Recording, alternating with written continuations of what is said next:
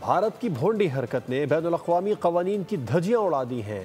اپنی نااہلیاں ماننے کے بجائے برسوں پرانا سنتاس معاہدہ ختم کرنے کا اعلان کر دیا۔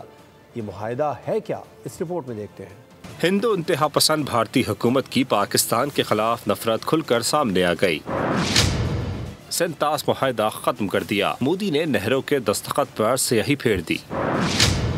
پاکستان اور بھارت کے درمیان 19 ستمبر 1960 میں دریاؤں کے پانی کی منصفانہ تقسیم پر معاہدہ ہوا، جسے سنتاس معاہدے کا نام دیا گیا۔ ابتدائی طور پر 1909 میں برطانوی حکام نے زیریں سنتاس کے منصوبے پر غور کیا۔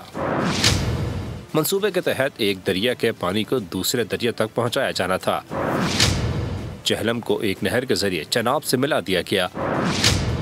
منصوبے کے تحت نہروں اور پنجدن اور معاون دریاؤں پر بہت سے بند اور بیراج باندھے گئے۔ بیراجز سیلاب کے وقت پانی کا ذخیرہ کر لیتے تھے۔ ڈیمز اور بیراجز میں جمع شدہ پانی کو سردیوں کے خشک موسم میں استعمال کیا جاتا تھا۔ 1932 میں سکھر کے مقام پر دریا سندھ پر تعمیر کیا گیا پہلا بیراج کھول دیا گیا۔ تقسیم سے کچھ عرصے پہلے دوسرا بیراج کالا باغ کے مقام پر تعمیر کیا گیا۔ پاکستان اور بھارت کی علیحدگی کے وقت بھی نہروں کا معاملہ اٹھا اور 1960 میں دونوں ملکوں کے درمیان سنتاس معاہدہ طے پا گیا۔